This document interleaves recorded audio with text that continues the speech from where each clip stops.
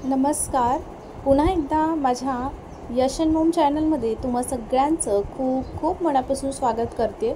तर आज आपण दुधीची भाजी बघतोय, जी की ग्रेव्हीवाली भाजी आहे. अगदी ही भाजी तुम्ही चपाती, भाजी, भाकरी किंवा कोणतंही अगदी तुम्ही रोटी, नान वगैरे भातासोबतसुद्धा गरम गरम खाऊ शकता.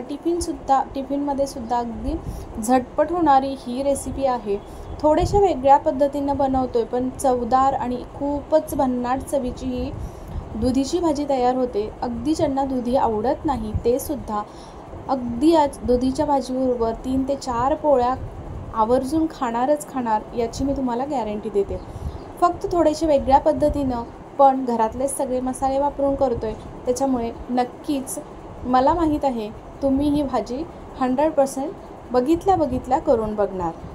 तर रेसिपी बघा, कुठेही स्किप न करता शेवटपर्यंत नक्की बघा. तुम्हालासुद्धा खूप वेळा संध्याकाळच्या जेवणामध्ये काय करायची भाजी हा प्रश्न तर पडतच असेल, तर अशावेळी तुम्ही ही एकच भाजी बनवू शकता, जेणेकरून आपल्याला इथे 2 वेगळ्या भाज्या बनवण्याची अजिबात गरज नाही. आता दुधी घ्यायचा, तर बघा इथे या पद्धतीनं कोवळा दुधी घ्यायचा आहे. थोडासा कसं मुलं खात नाहीत, तर त्यांच्यासाठी अशा पद्धतीनं दुधी बनवला थोड्याशा वेगळ्या पद्धतीनं, तर ते अगदी आवर्जून आवडीनं खातात. मोठेसुद्धा खूप वेळा एकच भाजी एकाच पद्धतीचे म्हणजे अगदी नेहमीची भाजी खाऊन कंटाळलेले असतात, तर अशावेळी तुम्ही ही भाजी नक्कीच बनवू शकता.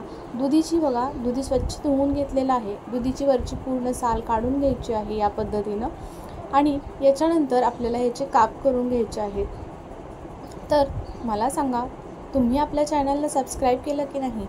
सबस्क्राईब केलं असेल तर ठीक आहे, नाही केलं तर माझ्या रेसिपीज तुम्हाला आवडत असतील तर पटकन सबस्क्राईब करून त्याच्या पुढील बेल घंटीसुद्धा दाबा, म्हणजे माझे छान छान व्हिडिओ तुम्हाला रोज पाहायला भेटतील आणि त्याचं नोटिफिकेशन सगळ्यात पहिल्यांदा तुमच्यापर्यंत पोहोचेल. तर आता बघा, हा दुधी आपण कट करून घेतो आहे. तर पूर्ण साल काढून टाकलेली आहे आणि या पद्धतीनं मधून चिरून घ्यायचा.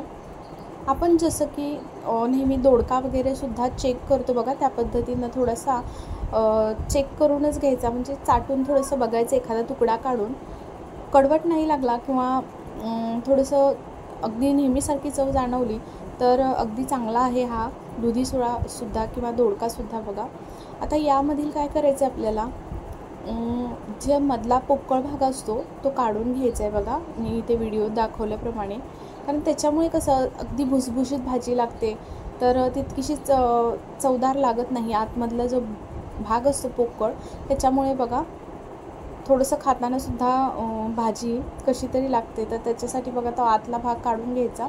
आणि इथे मी दाखवल्याप्रमाणे मोठे मोठेच काप करून घ्यायचे, जेणेकरून भाजीमध्ये जसं बटाट्याची भाजी आपण बनवतो त्यावेळी बघा जसे मोठे मोठे काप ठेवतो, जेणेकरून भाजी अगदी छान दिसावीसुद्धा. आता बघा, आपल्याला या ज्या फोडी बनवलेल्या आहेत, तर या फोडींना थोडं मॅरिनेशनसाठी बघा हळद लावायची आहे. थोडीशी इथे पाव चमचा हळद टाकलेली आहे, थोडीशी मिरची पावडर टाकली आणि चवीनुसार अगदी थोडंसं किंचितचं मीठ टाकलेलं आहे. नंतरसुद्धा भाजीमध्ये आपण मीठ टाकणार आहोत, त्या अंदाजाने अगदी थोडंसं मीठ टाकलेलं आहे. आता हे आपल्याला काय करायचं, 1-2 मिनटासाठी फक्त ठेवून द्यायचं आहे साईडला, आणि आपला पुढचा मसाला तयार करून घ्यायचा. हा मसाला बघा आवर्जून बनवा. इथे मी अर्धा चमचा जिरे घेतलेले आहेत, 1 चमचा धणे घेतलेत, त्याच्यानंतर 1 ते 1.5 इंच आल्याचे तुकडे घेतलेत, 4 ते 5 लसूण पाकळ्या घेतलेत आणि 2 मिरच्या टाकलेल्या आहेत. आता हे आपल्याला काय करायचं आहे, छान असं वाटून घ्यायचं आहे. ह्याचं वाटण जे तयार होतं ते भाजीसाठी ना खूप छान तयार होतं वाटण, आणि या वाटणामध्ये ही भाजी बनवली ना चवीला खूप छान लागते. न खाणारेसुद्धा ही भाजी आवर्जून खातील आणि नेहमी अशीच भाजी बनव याचा अट्टास धरून बसतील, एवढी छान ही चवीला भाजी होते. आता आपल्याला काय करायचं, ते वाटण साईडला ठेवून द्यायचं आहे. असा पसरटचा पॅन घ्यायचा, त्याच्यामध्ये बघा तेल घालायचं आणि तेल घालून थोडंसं आपल्याला हे फ्राय करून घ्यायचे आहेत फोडी दुधीच्या. अशा पद्धतीनं भाजी बनवली की नाही आवर्जून खातात, आणि म्हणजे न खाणारेसुद्धा आवडीनं खातील बरं का. आता आपल्याला काय करायचं आहे, 3 ते 4 मिनटं छान फ्राय करून घ्यायचे आहेत, जेणेकरून हे 80% पूर्णपणे शिजलं म्हणजे मऊ होतील फोडी सगळ्या. इथे आता तुम्हाला मी दाखवते. फोर्कनी चेक करायचं, बघू शकता 80% आपला इथे दुधी फ्राय झालेला आहे मस्त तेलावरती आणि शिजलेलासुद्धा आहे. आता आपल्याला काय करायचं आहे, हे सगळं काढून घ्यायचं आहे. आता एका ताटामध्ये आपण हे सगळं काढून घेऊया आणि ते जे तेल होतं ना तव्यामधलं ते सुद्धा मी त्या फोडींवरतीच टाकलेलं आहे. आणि कसं आता व्हिडिओ बनवतो आहे आपण, तर तवा तर आपला इथे जो पॅन आहे तो स्वच्छ पाहिजे, तर त्यासाठी मी काय केलं आहे, थोडंसं धुवून घेतलेलं आहे आणि त्याच तव्यामध्ये फोडणी घालतो आहे पुढची. तेल टाकलं, त्याच्यानंतर बघा जिरे मोहरी टाकलेली आहे, त्याची छान खमंग फोडणी करून घेतली. त्याच्यानंतर आपल्याला इथे 2 मीडियम साईजचे मोठे कांदे कट करून घालायचे. इथे व्हिडिओत दाखवल्याप्रमाणे या पद्धतीनं बारीक कट करून घ्यायचे. कांदा छान तेलावरती ट्रान्सपरंट झाला की त्याच्यानंतर आपल्याला याच्यावरती जो मसाला आपण आता बनवून घेतलेला होता जिरं धण्याचा, तर तो घालून घ्यायचा आहे. हा मसाला शक्यतो करून ओबडधोबडच ठेवा, त्याच्यामुळे खूप छान चव येते मसाल्याला. आणि धणे मात्र आवर्जून घाला. याच्यामध्ये बघा सगळा मसाला मिक्स करून घेतल्यानंतर काही सुके मसाले घातलेत, त्याच्यामध्ये काश्मीरी चिली पावडर आवर्जून घाला, कलर खूप छान येतो. त्याच्यानंतर इथे थोडीशी मी हळद पावडर घातली आहे. कांदा लसूण मसाला घातलेला आहे 1.5 चमचा. त्याच्यानंतर त्याच्यामध्ये आपल्याला काय करायचं आहे, थोडंसं मीठ घालायचं आहे. आपण सुरुवातीलासुद्धा फोडींना मीठ लावलं होतं, त्यामुळं मीठ हे मात्र तुम्ही चेक करून, म्हणजे तुम्हाला जितपत भाजीसाठी हवा आहे तितपत घाला.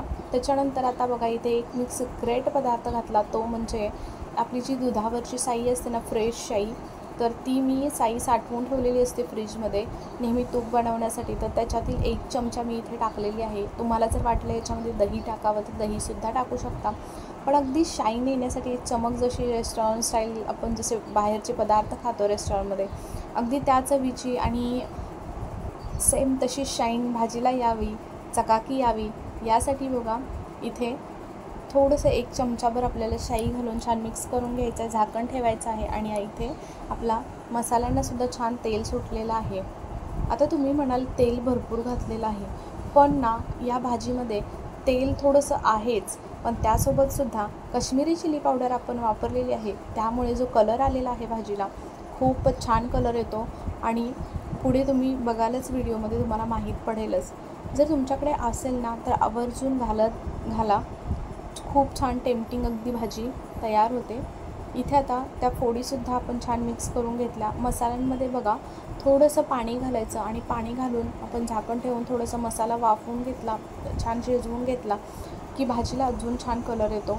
आता फोडी घातल्यानंतर थोडंसं पाणी टाकायचं, जेणेकरून आपल्याला जितपत ग्रेव्हीसाठी पाणी हवं आहे तितपत तुम्ही टाकू शकता. तुम्हाला अजून थोडीशी पातळ हवी असेल तरीसुद्धा तुम्ही अजून पाणी थोडंसं वाढवू शकता. आणि इथे जवळजवळ मी अर्धा ग्लास पाणी टाकलेलं आहे, थोडं थोडं करत. आणि इथे आता भाजी आपली बघा एक वाफ काढून घेतल्यानंतर छान, जास्तीची वाफ द्यायची काहीच गरज नाही, कारण आपण ऑलरेडी भाजी ही फ्राय करून घेतलेली आहे. ज्या फोडी होत्या त्या शिजवून घेतलेल्या होत्या 80%. आता आपल्याला फक्त 20% शिजवायच्या होत्या, पण त्यासुद्धा त्यातील आपल्याला 10% शिजवून घ्यायच्या आहेत. जितकी ही थोडीशी अशी भाजी ना कच्ची असेल खाण्यासाठी, तितपत ही छान लागते खाण्यासाठी. नक्की तुम्ही बनवून बघा.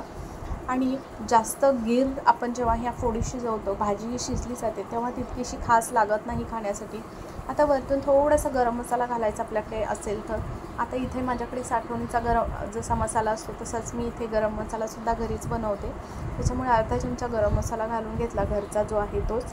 आणि नंतर बघा इथे चवीनुसार पहिला आपण मीठ घातलेलंच होतं, कोथिंबीर घालायची आणि इथे भाजी आपली तयार झालेली आहे. अशा पद्धतीनं भाजी जर बनवली तर नक्कीच घरचेसुद्धा न खाणारेसुद्धा अगदी मागून खातील आणि नेहमी हीच अशीच भाजी बनव याची तुमच्याकडे याचा हट्टाच धरतील. तर अगदी जवळूनसुद्धा तुम्हाला ही भाजी मी दाखवली. आता बघा ही भाजी या पद्धतीनं नक्कीच या पद्धतीनं तुम्ही एक वेळा बनवून बघा, मी सांगते म्हणून बनवून बघा. आणि तुम्हाला ही माझी रेसिपी कशी वाटली ते मात्र जरूर कमेंटमध्ये कळवा. माझ्या चॅनलवरती कोणी नवीन असेल, अजून सबस्क्राईब केलं नसेल तर नक्की सबस्क्राईब करून व्हिडिओला एक लाईक करा. छानशी कमेंट करून सांगायलासुद्धा अजिबात विसरू नका. चला उद्या पुन्हा भेटू अशा छान रेसिपीसोबत. तोपर्यंत बाय बाय.